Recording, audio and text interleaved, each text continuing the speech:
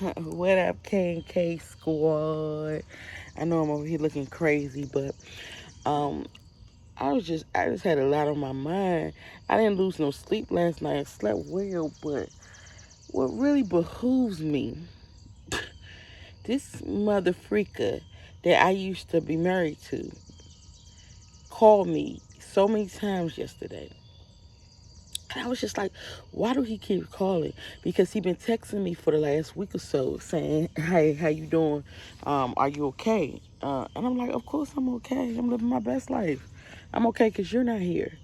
So after I gave him the business and told him how I don't like him, how I don't appreciate him, how he was freaking arrogant, mischievous, malicious, disrespectful, self-centered, egotistical, narcissistic. I mean, he was everything that you don't want.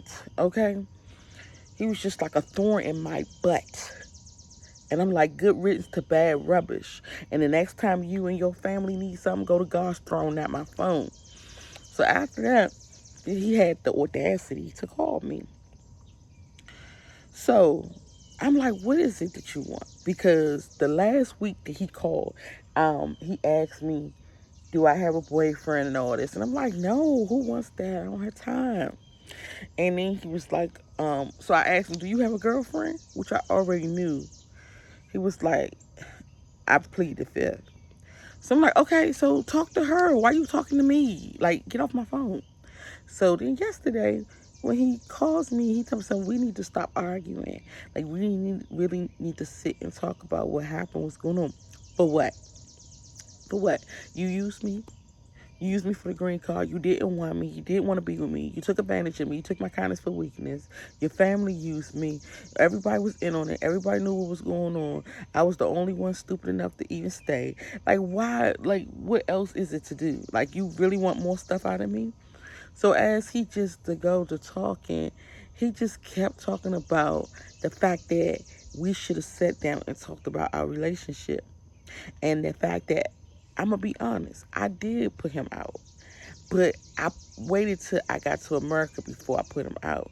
Because at the end of the day, what I basically told him is, I don't want to sit and deal with, first of all, I am very, I just realized that I got white shorts on and I'm sitting on the ground. My stupid ass. I hope I don't got nothing on my butt. Let me put something down first. Um, let me see something. So my whole thing was, um, I had, I forgot what the fuck I was saying. Damn. I told y'all my memory is gone. Um, I told him, I said the thing is that when when you with somebody, you don't want to be sitting and taking their shit. Well, I'm sorry for cussing. Taking their stuff, just taking their stuff, just taking their stuff, and don't say nothing. He said, but you wasn't my peace. He said, I told my brother I'm gonna stay with her as long as she's my peace. Well, you need to tell your brother you gonna stay with her because as long as she need peace. You need to tell your brother I'm gonna stay with her because that's my wife and I love her. He said, I didn't though. How? You got to be some type of devil. First of all, I'm not full of myself, y'all, but I do know myself. And I know the love that I have and the love that I bring to everybody who comes into my circle, who comes into my life. I know me. Not only do I love you, I take care of you, regardless of who it is. I'm going to make sure you straight. If I got it, you got it. If I'm doing it for me, I'm doing it for you. That's just the type of person I am. You can't, even if I wasn't the one doing anything for you and I was just around you, you can't help but to love me. So for you to be with me for 3 years, around me all the time, having sex with me all the time, and that is thebomb.com. So having that and then being able to go places with me, chill with me, have pillow talk with me, just being in my presence, and you didn't fall in love with me, then we have a problem. And he gonna tell me, oh, but you can do everything for a man. But that one thing that he complains about you don't do, he'll never fall in love with you. So what kind of man are you? Like, the devil sent him to me, I swear. Because this man is, oh my God, he's like the worst person in the world. The worst person I ever met in my life. I said, something is mentally wrong with you. Then the fact that he said he have a girlfriend, and he said he didn't say it. He said that I plead the fifth, but I already know what that means. Why are you now coming back to me? Were you trying to cheat on her? What was the purpose of you being with her? Maybe so you can get your green card because I didn't do the paperwork. Then he tells me last week that he filled out the paperwork for the divorce in Ghana, and he already signed for it, everything, so we got divorced. But then last night he told me he lied and he didn't do anything. Like, who got time for these childish games, bruh? Like, this man is insane. And I'm just like, okay, so now that we got all this covered, you used me for the green card, you didn't love me, you stayed with me all this time, you was around my children. He told me, I loved your children. You love my children, but you didn't love me. Makes no sense to me, but okay. Then he says that I wasn't with you initially for the green card. Initially, I was with you because I liked you and I wanted to be with you. But after a while, when you stopped being my piece, I was like, I'm just gonna stay for the green card.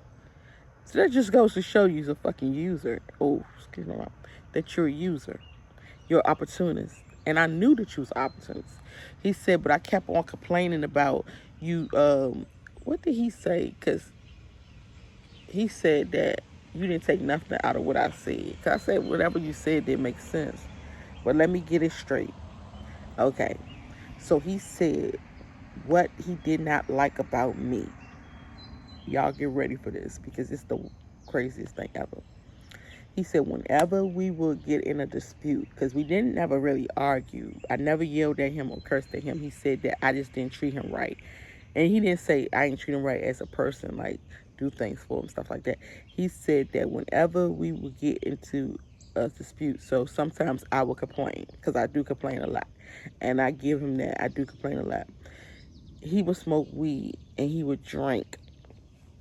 He would drink seldomly, but he would smoke weed and cigarettes maybe 20 times a day. I never like to be with anybody who have habits, because them habits end up coming on me and I have to pay for it. And growing up, it was guys that liked me, and then we'll go to the store and they'd be like, can you buy me a beer? And I'm like, what? Like, I don't even drink. Why am I paying for your habit? So I was just like, no, I can't deal. So when he used to smoke weed and smoke cigarettes, I used to complain about it. I'm like, why are you doing this? Like, you spending all my money on this. This is not your money. This is my money. And I'm paying for your habits. I'm not liking it. So I was like, no, we're not doing that. And so when we would complain, when I would complain, I would throw in his face that I was the one paying for everything. And he didn't like that. He said that whenever you with a man and you throwing in his face what you're doing for him, it only brings down his ego and makes him not want to be there, because he like, what if she just throwing in my face what she's doing? What am I here for? What can I do? I said, but look, check it. Even if I didn't throw that in your face, you should be asking yourself that. You should be asking yourself that. But I get it. No man wants to hear you throw it in their face. But the men who don't want to hear you throw it in their face is the ones that's leeches, that want to use you and want you to be quiet in the process. So when he's saying that I was no longer his piece, I used to tell him, I used to call him out on his bull crap. And he didn't like that. So he wants to come in my home, destroy me, tear it up, and do it in peace. I was like, who you think you talking to? Like, what? You sound stupid. Like, you just want me to just shut up while you F me over in peace. I'm supposed to just give you all the peace in the world while you do your thing. I don't know who you been messing with, but I know he been in Ghana all his life. But I ain't heard. No, I'm not doing that. That's stupid. If somebody not treating me right or doing right by me, I'm going to say something. Yes, if you see something, say something. I'm going to say something. I'm not going to be quiet. I cannot. So He was upset with me about that. Then he said that, what else did he say? Oh, I always used to tell him that I'm leaving and that I don't want to be with him no more. And so that made him feel like I can leave at any time.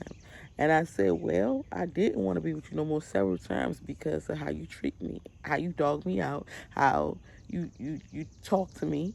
And he said, I'm talking to him anyhow. And I said, talking to you how anyhow or what? Because I never yelled at you. I never even cursed at you, raised my voice. I never even argued with you. So how to talk to you anyhow? He said, telling me the stuff that I'm not doing and the stuff that you're doing for me. I'm like, you really want me to just be quiet? You really want me to just take your stuff and don't say nothing? So you could just use me in comfort and use me. I just got so much on my mind about this thing. Y'all, I know I'm all over the place. But that relationship was all over the place. And then for him to say that we should have talked about it before I put him out, whole time, why do I need to keep talking? That's where the complaining comes in. I don't want to keep complaining because I know I complain a lot. I don't want to keep doing it. So why keep talking? And I say, then on a further note, you talk and you work things out in a real marriage. Our marriage was a fraud. It was not a real marriage. So why are we using the same principles? What? This should be for play. This should be for fun. Like, why are we even talking about this? And even now, why are we even talking about this? Like, get off my phone, bruh.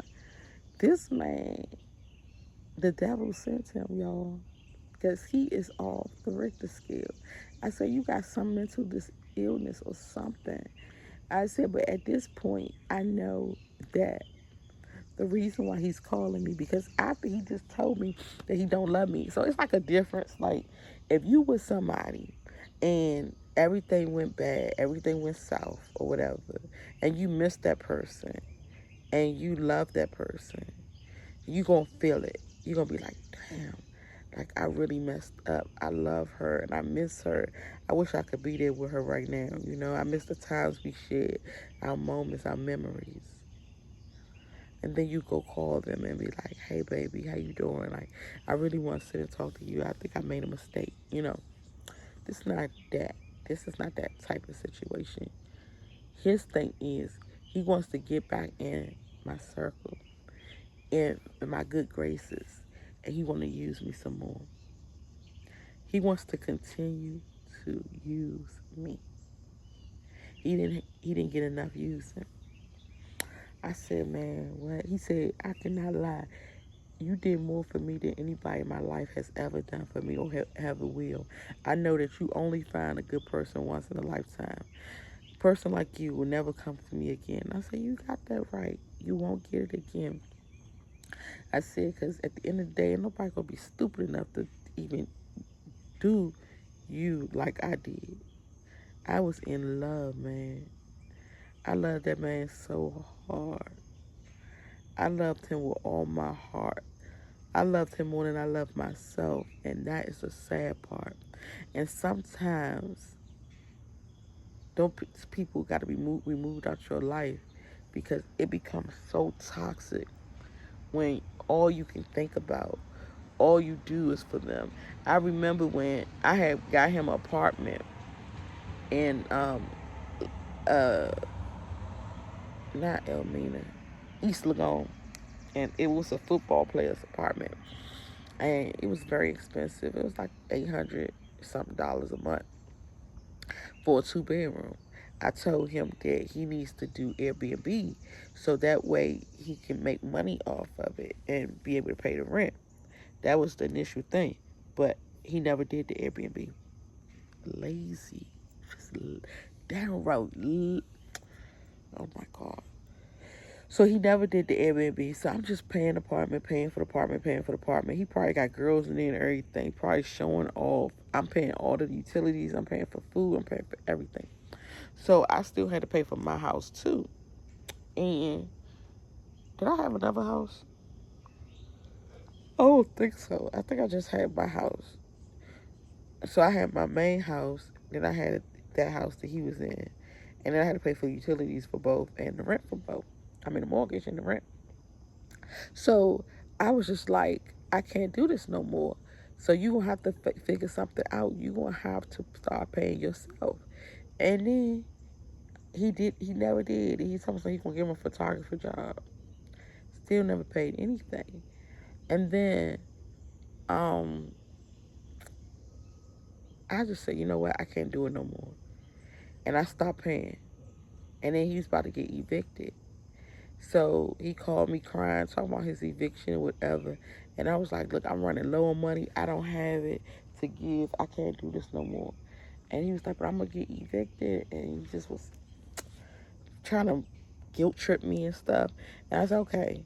I ended up paying the rent at his place and not paying my mortgage. And for that, I received a foreclosure notice. So now I'm about to get foreclosed while he living over there in Ghana screwing women and doing whatever the hell he was doing. And the reason why I say screwing women, because I don't trust him at all now. Then I did, but now he probably was doing all types of stuff.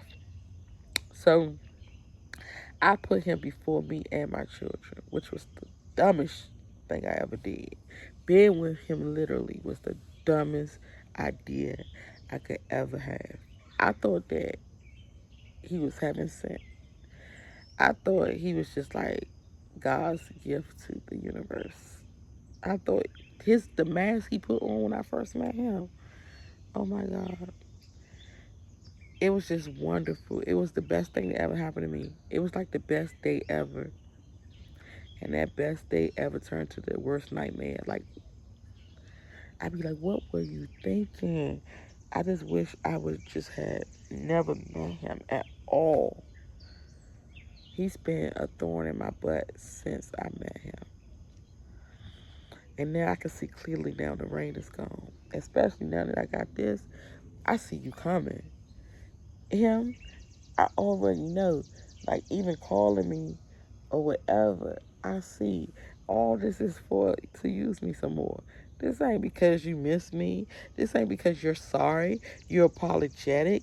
This ain't because you love me. This is because you want to use me more. Because things is not going right in your life. Because y'all don't have money. Because your family doing bad. Now you want to call me and talk to me and get in my good graces and act like we friends. We ain't friends, nigga. You owe me your life. We is not friends. You, it's nothing you can do for me. Like nothing. And then I'm like, well, why you calling me, asking me, am I okay? Like you could do something about it. If I'm not okay, what you gonna do? Pray for me? What? I don't need that. Come on now. So it's just like, I blocked him and then I get another phone call from another number. I don't know, y'all. I'm just venting a little bit.